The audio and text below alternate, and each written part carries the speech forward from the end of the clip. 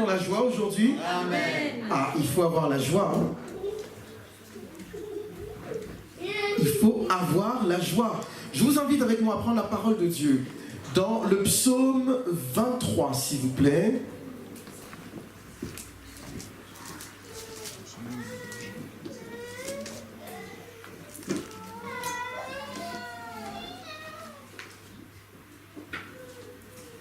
Le psaume 23, et je vais vous inviter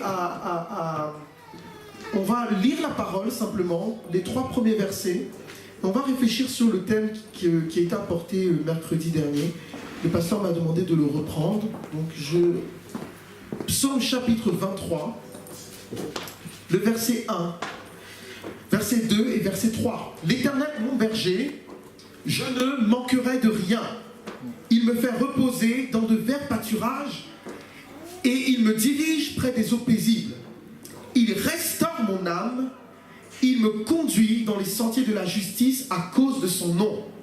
Alléluia. Amen. Il restaure mon âme. Le Seigneur restaure mon âme. Ce sera le thème d'aujourd'hui. Il restaure mon âme. Quel est le thème d'aujourd'hui? Il restaure mon âme. Très bien. Alors, l'âme, c'est pas forcément quelque chose de simple à comprendre, parce que même quand vous regardez un peu dans les histoires, dans l'histoire de la philosophie et autres, c'est vraiment dans le christianisme qu'on a commencé à distinguer l'âme et l'esprit. Mais quand vous regardez dans les autres courants, dans les autres cultures, il y avait toujours le corps, il y avait toujours la partie matérielle, et puis on considérait qu'il y avait une partie immatérielle. Mais les gens n'allaient pas jusqu'à distinguer âme et esprit. Et c'est dans la parole de Dieu que nous commençons à voir cette distinction de l'âme et de l'esprit. Alléluia. On a ici parlé plusieurs fois, à plusieurs reprises, de la nouvelle naissance. Lorsque une personne donne sa vie au Seigneur, le Saint-Esprit vient habiter en elle. Et en réalité, le Saint-Esprit vient habiter dans son esprit. Le Saint-Esprit va venir habiter dans ton esprit à toi. Parce que tu es fait de 3 parties. Tu as un corps, tu as une âme et tu as un esprit. Et c'est dans l'esprit que le Saint-Esprit va venir se positionner et va tout recréer. Alléluia. Mais ce que le Seigneur ne fait pas lorsque tu viens à la conversion, lorsque tu viens au Seigneur, ce qu'il ne fait pas, c'est qu'il ne change pas ton âme. Parce que dans l'âme se trouvent tes émotions, dans l'âme se trouve ton intelligence, dans l'âme se trouve ta mémoire, dans l'âme se cachent toutes ces choses. Et si le Seigneur venait, c'est-à-dire que tu viens, tu donnes ta vie au Seigneur, bon, il enlève ton âme, et puis il te donne une nouvelle âme. C'est-à-dire qu'une fois que tu as donné ta vie au Seigneur, ta mémoire est effacée, ton intelligence est effacée, tes émotions sont effacées, tu ne sais plus où tu habites, tu ne sais plus qui est ton papa, tu ne sais plus qui est ta maman, tu ne sais plus toutes ces choses. Donc, le Seigneur agit premièrement dans notre esprit. L'Esprit de Dieu vient se positionner d'abord dans notre esprit. Alléluia. Et une fois que le Saint-Esprit a pris la place dans notre esprit, il nous est demandé de marcher selon l'esprit. Galates, livre de Galates, où l'apôtre Paul va dire aux Galatiens, marchez selon l'esprit, non selon la chair. Maintenant, c'est dans ta décision que dans toutes tes actions quotidiennes, tu vas commencer à marcher selon ce que dit le Saint-Esprit qui est en toi. Alléluia. Est-ce qu'on comprend bien toutes ces choses-là? Est-ce qu'on comprend bien? C'est très très important de comprendre ces choses.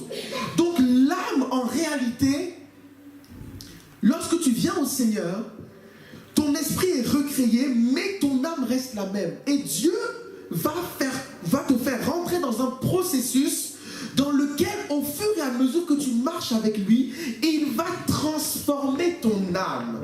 Alléluia. Il va transformer ton raisonnement. Il va transformer ta façon de penser. Il va transformer ta façon de parler. Ce n'est pas du jour au lendemain. Donc, souffrons un peu, bien-aimés. Parce que notre âme n'est pas effacée. C'est pas comme dans le film Men in Black. On vient, on sort. Bon, à partir de maintenant, vous ne vous rappellerez plus de rien. Pish! Et puis le gars, il ne se rappelle plus de rien. Il ne se rappelle plus qu'il était avec les services secrets. Non, c'est pas comme ça. Quand tu viens au Seigneur, tu avais des mauvaises habitudes que tu avais prises avant. Dieu te délivre de ces mauvaises habitudes, mais c'est toujours dans une partie de toi en fait. C'est maintenant à toi, dans tes actions quotidiennes, de dire, ça c'est le péché, je ne marche pas selon la chair, je refuse de marcher selon le péché. Ça c'est ta responsabilité, c'est pas la responsabilité de Dieu, c'est ta responsabilité de prendre la décision de marcher selon ce que dit le Saint-Esprit, selon ce que dit la parole de Dieu. Alléluia. Alléluia. Prenons le livre de Romains, chapitre 12.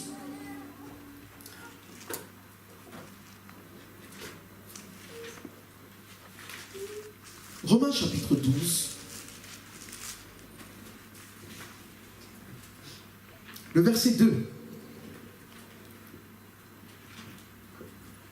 L'âme, en réalité, elle a besoin d'être transformée, elle a besoin d'être restaurée.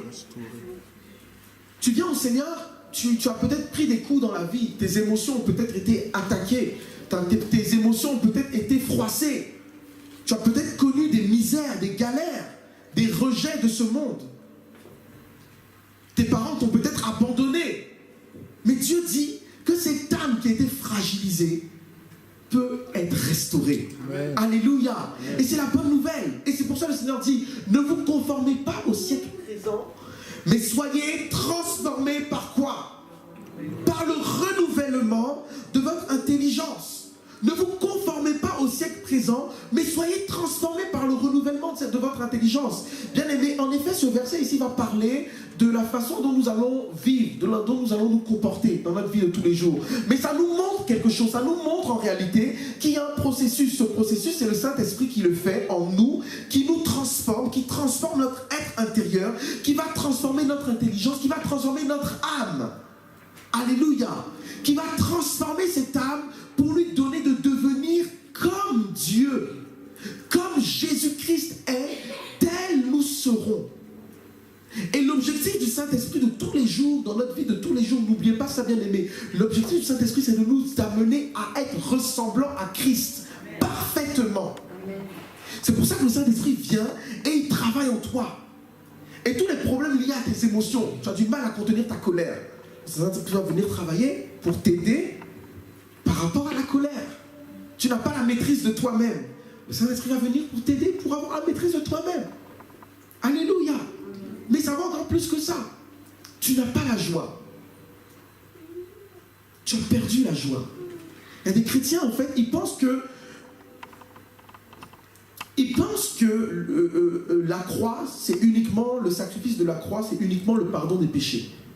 Mais Jésus est également venu pour te donner la joie. Amen. Amen. Il est venu pour te donner la joie. Il a dit quoi? Heureux vous qui êtes affligés, car vous serez consolés. Vous qui avez les larmes dans le cœur, vous serez consolés. Il y a une véritable consolation que Dieu donne. Bien aimé, il y a la consolation véritable que Dieu donne. Tu as peut-être connu des misères dans ta vie et tu regardes souvent ces misères et tu dis, oh, moi j'arriverai jamais à rien. Quand j'étais petit, mon papa m'a abandonné. Quand j'étais petite, ma maman m'a laissé tomber. Quand je suis allé dans tel endroit, on a dit que j'étais vilain. Il y a combien de personnes autour de nous qui sont toujours influencées par des paroles qu'ils ont reçues dans leur enfance? Combien? Je racontais cette histoire l'autre mercredi dernier. Je regardais un télécrochet à la télé, un jeu de chansons, donc les jeunes qui venaient chanter. Et il y a un petit de 11 ans qui est venu chanter. Il a tellement bien chanté, le public. Tout le jury l'a applaudi. Le jury a dit non, tu passes à l'étape suivante. Et le petit s'est mis à pleurer. Il a pleuré, il a pleuré.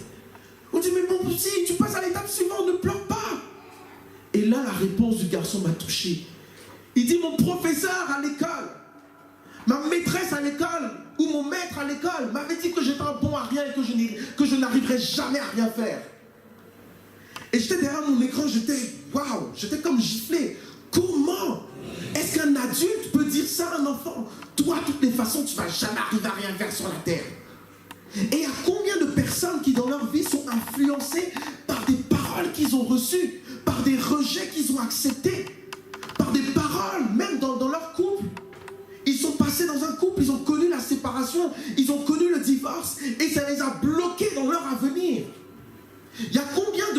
aujourd'hui qui refusent de se marier parce qu'ils ont été traumatisés par le divorce de leurs parents? Il y a combien aujourd'hui encore? Mais la Bible nous dit ceci, que nous, enfants de Dieu, une fois que nous sommes à Christ, nous devons nous laisser transformer par le renouvellement de notre intelligence. Alléluia. Nous devons nous laisser transformer par la parole de Dieu. Jésus, dans sa dernière prière, il disait au Père, « Père, je t'en prie, sanctifie-les par ta parole. Ta parole est la vérité. » Quand tu es en contact de la parole de Dieu, la parole de Dieu vient en toi et elle sanctifie ton âme. Alléluia. Auparavant, tu avais l'impression que tu étais un zéro, que tu étais un raté. On t'avait dit que tu étais un bon à rien, que tu n'arriverais à jamais à rien. Mais la Bible dit quoi de toi? La Bible dit que tu es une créature merveilleuse pour le Seigneur. Et plus tu es en contact avec la parole de Dieu, plus cette parole s'imprègne en toi et plus tu commences à voir les choses comme Dieu et plus tu commences à ressembler à Dieu. Et plus tu commences à ressembler à Christ. Combien de personnes parmi nous manquent de confiance? Je vois ça souvent, j'en parle, je vois ça souvent dans mon métier, où je rencontre souvent des entrepreneurs, des gens qui ont des projets, qui viennent, qui t'exposent le projet. Quand tu regardes le projet, quelquefois même le projet est déjà actif. Ils ont déjà des clients, ils ont déjà des petites ventes. Mais ils ont peur de se lancer. Ils ont une peur incroyable de se lancer. À cause, quelquefois, de ce qu'ils ont entendu à la télé. On leur a dit, oh, en France, il y a trop d'impôts. Quand tu vas gagner 100 €, l'État va te prendre 90. Et les gens acceptent toutes sortes de mensonges. Et ils se bloquent. Certains ont peur. Ils disent, ah, mais j'ai la sécurité de l'emploi. Demain, est-ce que je l'aurai encore? Il y a une parole qui me frappe beaucoup quand je lis l'Ancien Testament. C'est les enfants d'Israël qui vont espionner le pays. Ils reviennent de leur espionnage et là il y a une parole qui me frappe. Ils disent, nous avons vu les fils de ce pays-là. Ce sont des géants. Et la phrase suivante est blessante. Ils disent, nous étions à leurs yeux comme aux nôtres, comme des sauterelles. C'est-à-dire que ce ne sont pas les géants qui leur ont dit, oh, mais vous, mais qu'est-ce que... Vous êtes qui, vous? Des enfants d'Israël? Oh, des sauterelles comme ça. Non! Les gens ne leur ont rien dit, c'est eux-mêmes. Quand ils les ont regardés, ils ont dit, on est fini. Quand ils les ont regardés, ils ont dit, oh, c'est fini. Et ça, c'est malheureusement la mentalité qu'ils ont développée lorsqu'ils étaient en esclavage. Quand ils étaient en esclavage, on leur a dit, tu n'es rien. Tu n'as pas ton mot à dire, ok? Tu fais ça, tu fais ça, tu fais ça. Et eux, Dieu les a libérés. Ils ont vu le grand Dieu fort et puissant qui les a libérés. Mais ils n'arrivent toujours pas à accepter que Dieu est capable de faire quelque chose avec eux. Quand ils se regardent eux-mêmes, ils disent, oh, je suis trop petit, moi. Ah non, non, non, non, non. Ça, c'est pas pour moi. Ça, c'est pour les autres. Les autres sont plus intelligents que moi. Ils feront ça à ma place. Les autres ont plus de force que moi. Ils feront ça à ma place. Que dit Dieu de toi? Que dit Dieu de toutes les paroles que tu as acceptées? Que dit le Seigneur? Que dit la parole de Dieu sur toi?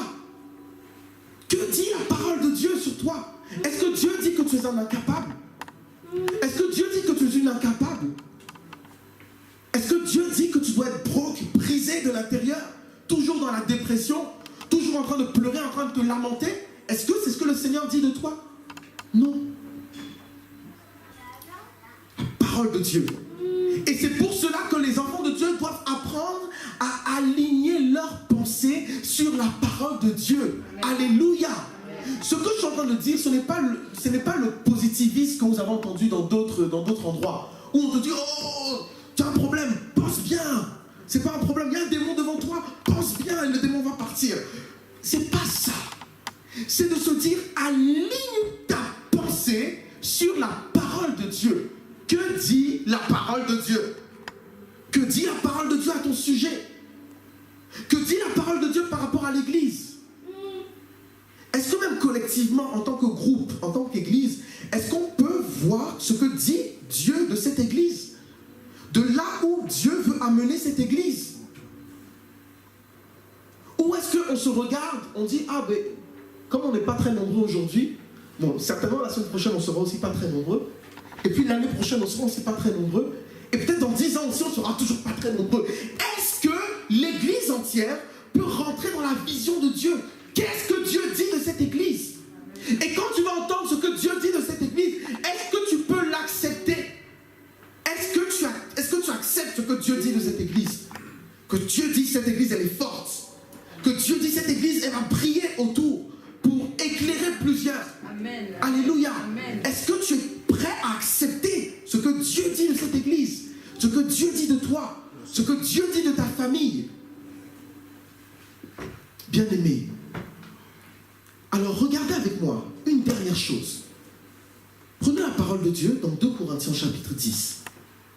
On va regarder en fait ce que sont les pensées.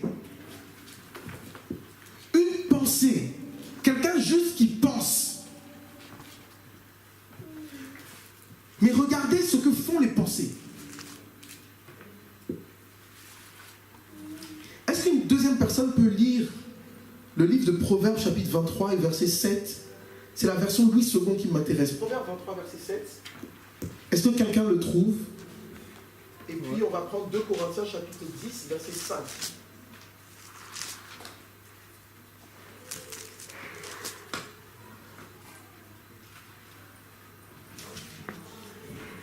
Proverbe 23 verset 7. Quelqu'un a-t-il trouvé? Oui, vas-y mon frère. Car il est tel que sont les pensées dans son âme. Il est tel que sont les pensées dans son âme. Une autre version va dire tel il pense, tel il est. Si tu penses sans cesse les choses de la petitesse, tu vas rester au niveau de la petitesse. Si tu penses à chaque fois que tu vas prier pour un malade et que le malade doit rester malade à la fin de ta prière, tu vas rester à ce niveau-là. Le Seigneur même, Jésus lui-même nous dit, lorsque vous priez, croyez dans votre cœur que vous avez déjà reçu et vous le verrez s'accomplir. Amen, amen, amen. Combien quelquefois on va prier pour quelqu'un et puis quand on sort, les paroles qui sortent de nos bouches sont en abomination avec la prière qu'on a faite. Les pensées quelquefois qui ne sont pas maîtrisées. Les chrétiens aujourd'hui ne maîtrisent pas leurs pensées. Ils pensent tout et n'importe quoi. Ils proclament tout et n'importe quoi. Mais Dieu dit tel que tu penses. Si tu penses mal, c'est que tu es mauvais. Si tu penses bien, c'est que tu es bon. Tel il pense, tel il est. Et regardez encore, prenez 2 Corinthiens chapitre 10, verset 5. Et c'est une déclaration de l'apôtre Paul. 2 Corinthiens 10, verset 5. Verset 4, je lis à partir de verset 4. Car les armes avec lesquelles nous combattons ne sont pas charnelles, mais elles sont puissantes devant Dieu pour renverser des forteresses. De quelle forteresse l'apôtre Paul est-il en train de parler? Est-il en train de parler des murs de Jéricho? Est-il en train de parler du bunker de Guantanamo? De quoi il parle? Verset suivant. Nous renversons les raisonnements et toute hauteur qui s'élève contre la connaissance de Dieu. Et la suite est encore plus explicite. Et nous amenons toute pensée. Est-ce que vous pouvez dire avec moi? Et nous amenons toute pensée captive à l'obéissance de Christ. Alléluia. Nous amenons toute pensée captive à l'obéissance de Christ. L'apôtre Paul ici est en train de dire, lorsque je vais annoncer la parole de Dieu, lorsque je me tiens comme ça devant le peuple, en réalité, en face de moi, j'ai des personnes qui ont élevé dans leur cœur ou dans leur intérieur des forteresses. Et ces forteresses, ce sont des pensées. C'est la pensée comme quoi Dieu est incapable d'agir. La pensée comme quoi Dieu est incapable de guérir. La pensée comme quoi Dieu est incapable d'élever une personne. C'est cette pensée-là, en fait, qui combat Dieu. Et l'apôtre Paul dit, le combat est tel que nous amenons toute pensée captive à l'obéissance de Jésus-Christ. Parce que s'il ne fait pas ça, il ne peut pas rentrer dans la victoire, lui et le peuple. S'il ne fait pas ça, le peuple ne peut pas rentrer dans sa guérison. S'il ne fait pas ça, le peuple ne peut pas rentrer dans son élévation. S'il ne fait pas ça, le peuple ne peut pas voir la gloire de Dieu. Tout simplement, nous amenons toutes les pensées captives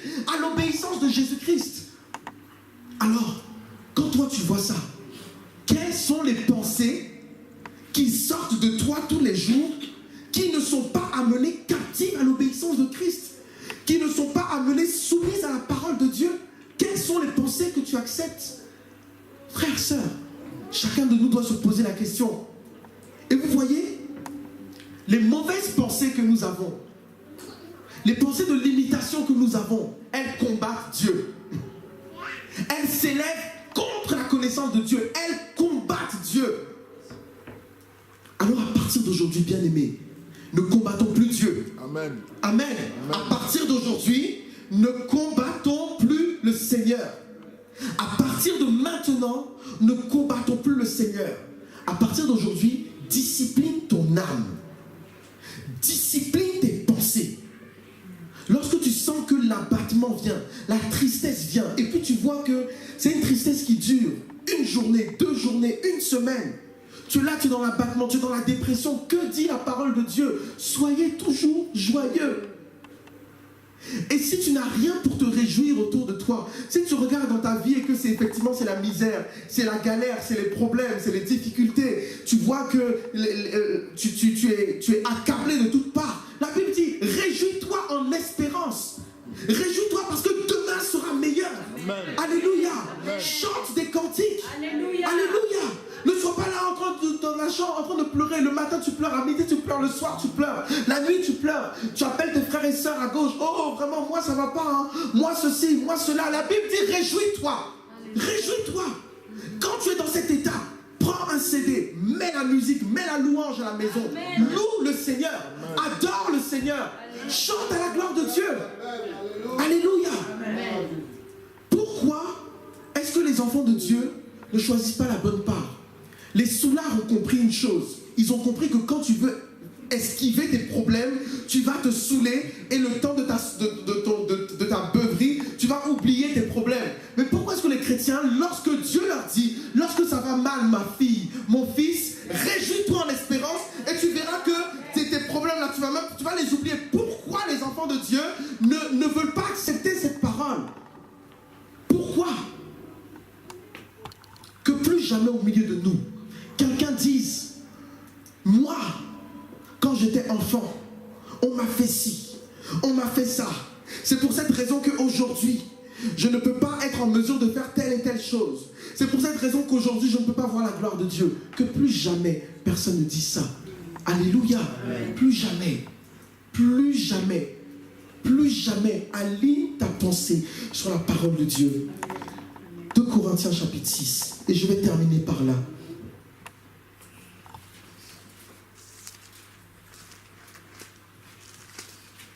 Ce sera peut-être un peu long, mais on va lire. Verset 3.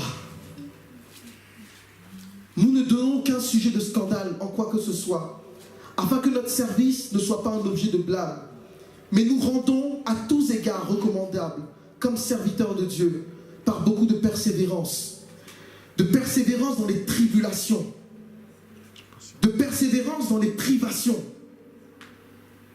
de persévérance dans les angoisses, de persévérance sous les coups, de persévérance dans les prisons, de persévérance dans les émeutes, de persévérance dans les travaux, de persévérance dans les veilles et dans les jeûnes, par la pureté, par la connaissance, par la patience, par la bonté, par l'Esprit Saint, par un amour sans hypocrisie, par la parole de vérité, par la puissance de Dieu, par les armes offensives et défensives de la justice, au milieu de la gloire et du déshonneur, au milieu de la mauvaise et de la bonne réputation. Regardez comme imposteur, quoique véritable, quoique véridique. Regardez comme inconnu, quoique bien connu. Regardez comme mourant, et voici que nous vivons. Comme châtiés, quoique non mis à mort. Comme attristés, et nous sommes toujours joyeux. Alléluia. Amen. Comme attristés, et nous sommes toujours joyeux. Comme pauvres, et nous enrichissons plusieurs. Comme n'ayant rien, et nous possédons tout. Alléluia. Amen. Comme n'ayant rien, et nous possédons tout. Tout est une question de perspective. Qu'est-ce que tu vois? Qu'est-ce que tu vois? Le monde voyait l'apôtre Paul. On lui donnait des coups. Et le monde disait, ce type, ce monsieur, n'est qu'un gars à prendre des coups. Mais l'apôtre Paul dit, vous me méprisez méprisé, mais je suis connu de Dieu. Alléluia. Vous croyez que je suis pauvre, mais en réalité, je me suis en train de vous enrichir. Alléluia. Vous croyez que je suis dans l'abattement, mais en réalité, j'ai la joie de Dieu et je la communique autour de moi.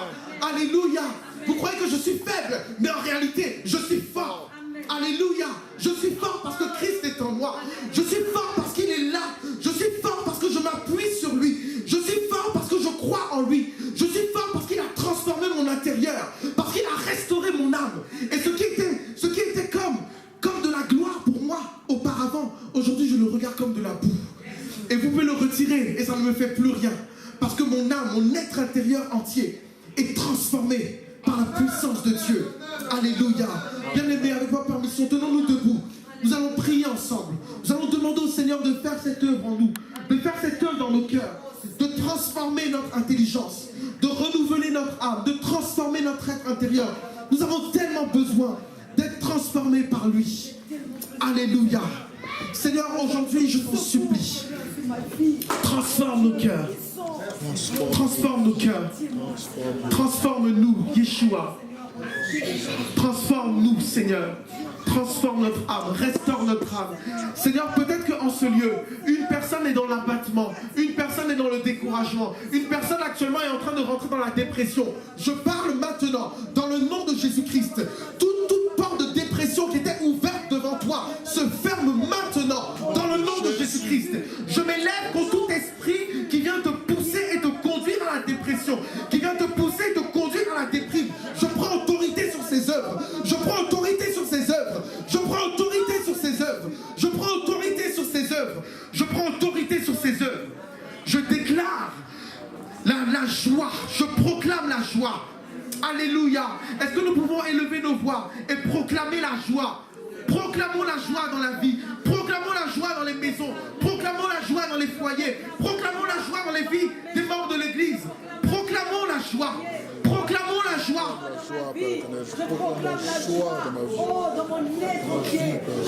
Je proclame la joie de Christ. Je proclame la joie. Je proclame la joie. Je proclame la joie. Je proclame la joie. Je proclame la joie. Je proclame la joie. Je proclame la joie. Je proclame la joie. Je proclame la joie. J'appelle la joie dans les vies. Seigneur, même si une personne ici avait connu la séparation, avait connu le rejet, avait connu les divorces dans sa vie passée, Seigneur, je proclame la joie. Je proclame la joie. Je proclame la joie. Je proclame la joie. Je proclame la joie. Je proclame la joie. Je proclame la joie. Je proclame la joie à tous les niveaux. Je proclame la joie dans les vies. Je proclame l'abondance de joie, abondance de paix, abondance de joie, abondance de justice, abondance de joie, abondance de justice, restauration de l'âme, restauration de l'âme, restauration de l'âme, restauration de l'âme, restauration de l'âme, restauration de l'âme. Rebaya sheke de mache de berikota, renabayo sonto kolobario shedebeta, shedekambario sonto. Merci, Alléluia. Nous allons rester encore un peu dans la prière, bien-aimés. Nous allons demander au Seigneur plus de lui en nous. Plus de toi, Seigneur, dans ma vie. Gloire, est-ce que tu peux rejoindre? Nous allons demander plus de lui, plus de sa joie, plus de sa ressemblance.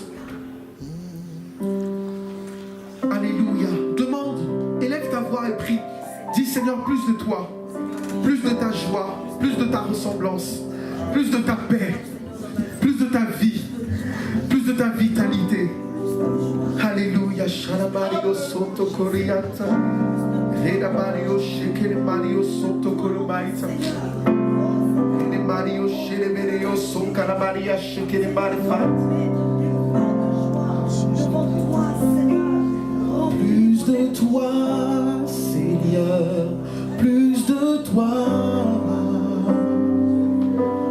plus de ta ressemblance, plus de toi,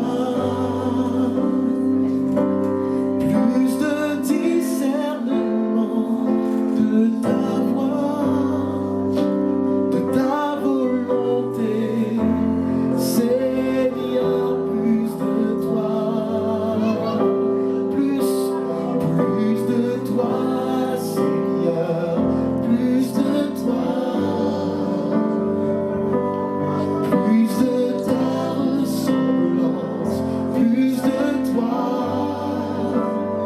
Plus de discernement. Plus de discernement de ta voix, de ta volonté, de ta volonté. Seigneur, plus de toi, plus de toi, plus de toi, Seigneur, plus de toi, plus de ta paix, Seigneur, plus de ta ressemblance, plus de toi, plus de ta vie, Seigneur, que ta vie inonde nos cœurs. Oh, de ta voix, de ta volonté, de ta volonté, Seigneur, plus de toi, plus de